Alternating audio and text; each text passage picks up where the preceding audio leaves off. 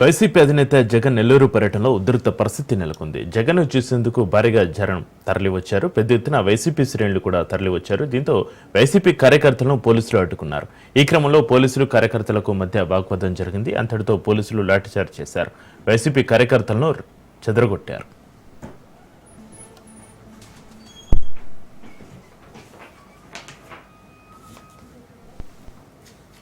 ఇంకా అంతకంటే ముందు నెల్లూరు జైల్లో కాకణితో జగన్ ములాఖత్ అయ్యారు. అటు నెల్లూరులో నల్లపురెడ్డి నివాసం దగ్గర టెన్షన్ నెలకొంది. నల్లపురెడ్డి నివాసం సమీపంలో కార్యకర్తలు పెద్ద ఎత్తున చేరుకున్నారు. దీంతో వైసీపీ శ్రేణులను పోలీసులు చెదరగొట్టారు. నివాసానికి రాకుండా పోలీసులు ముళ్ళ కంచె వేశారు. దీంతో రోడ్డుపై బైఠాయించి ప్రసన్న కుమార్ రెడ్డి నిరసన వ్యక్తం చేశారు. జగన్ను తన నివాసానికి తీసుకెళ్లే వరకు నిరసన విరమించింది లేదని తేల్చి చెప్పారు.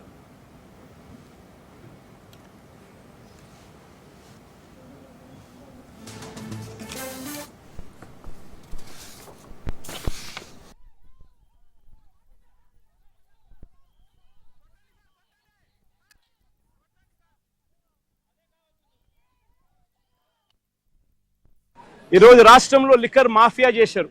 రాష్ట్రంలో లిక్కర్ షాపులు అన్నీ కూడా ఎవరికి ఉన్నాయి అని అందరికీ తెలుసు. ఏ నియోజకవర్గానికి వెళ్ళినా కూడా ఆ ఎమ్మెల్యే ఆ లిక్కర్ మాఫియా కార్టెల్ బాసు అని చెప్పి ఎవడైనా చెప్తాడు. ఎంఆర్పి రేటు కన్నా ఎక్కువ రేటుకు లిక్కర్ అమ్ముతున్నారు అన్న సంగతి కూడా అందరికీ తెలుసు.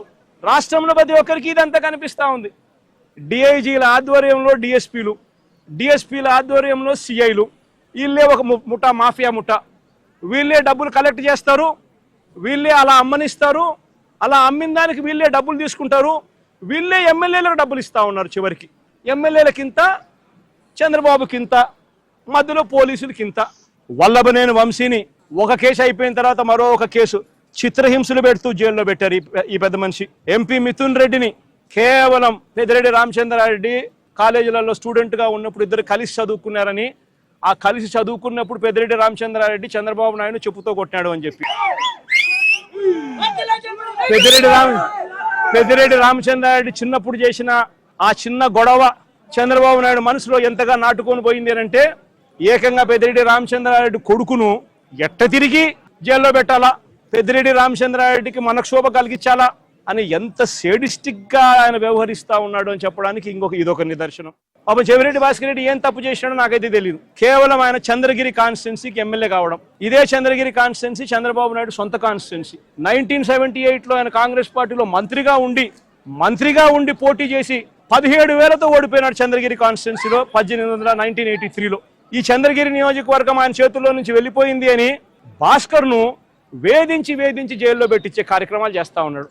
చివరికి భాస్కర్ ఒకడే కాదంట, భాస్కర్ కొడుకు మొన్న కంటెస్ట్ చేసినాడు. పాపం లండన్ నుంచి వచ్చినాడు పాపం ఆ పిల్లోడు కూడా మొన్న కంటెస్ట్ చేసిన ఆ పిల్లని కూడా కేసులో పెట్టినారు.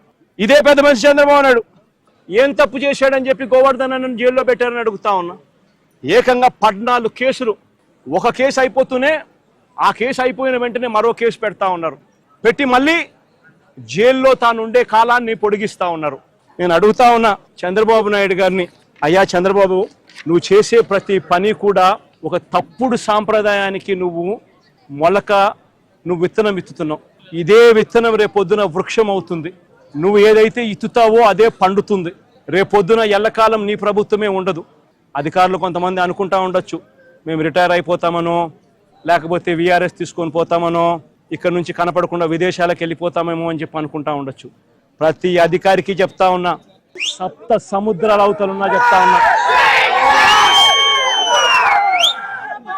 రిటైర్ అయి ఉన్నా కూడా చెప్తా ఉన్నా, విఆర్ఎస్ తీసుకొని ఉన్నా కూడా చెప్తా ఉన్నా, ప్రతి ఒక్కరిని కూడా పిలిపించి మీరు చేసిన ప్రతి పని కూడా చట్టం ముందర నిలబెట్టి మీ అందరికీ కూడా ఖచ్చితంగా శిక్ష పడేలా ఖచ్చితంగా అడుగులు పడతాయని మాత్రం ప్రతి ఒక్కరిని హెచ్చరిస్తా ఉన్నా.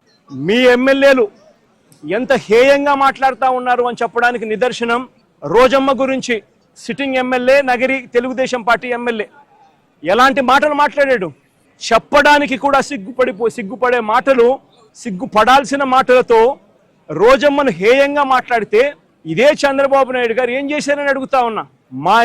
మా మాజీ మంత్రి రజనమ్మ ఎంతటి దారుణమైన భాషతో మీ తెలుగుదేశం నాయకులు మాట్లాడారు అని అడుగుతా ఉన్నా.